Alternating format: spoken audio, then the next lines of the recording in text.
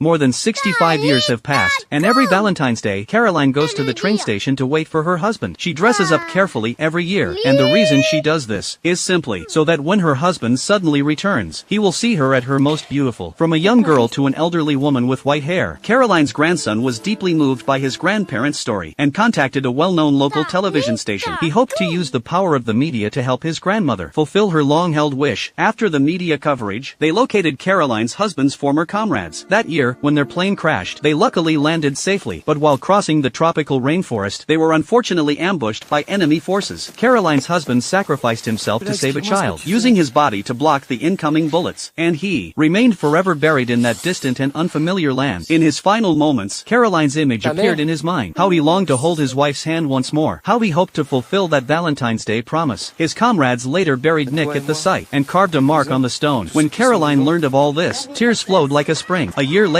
as Caroline was slowly emerging from her grief, two soldiers suddenly arrived at her door. As soon as they entered, they paid their highest respects to Caroline. Due to the extensive media coverage, the military took this matter very seriously. After investigation and evidence collection, they found her husband's belongings and awarded him a medal symbolizing a national hero. Before departing, the soldiers told Caroline her husband would return on Valentine's Day. Tu sais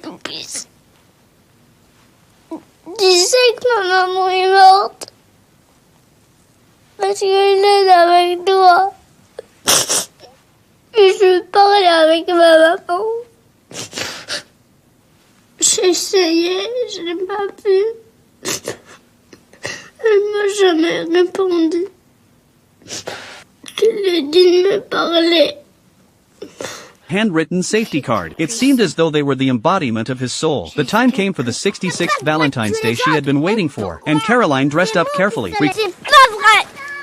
Même gentil, toi t'es méchant! Non, moi je suis toujours gentil, alors ma maman, elle est pas morte. Pigé? Et ma maman, elle était là! T'aurais pas dit! Que ma maman, elle était... que j'étais méchante!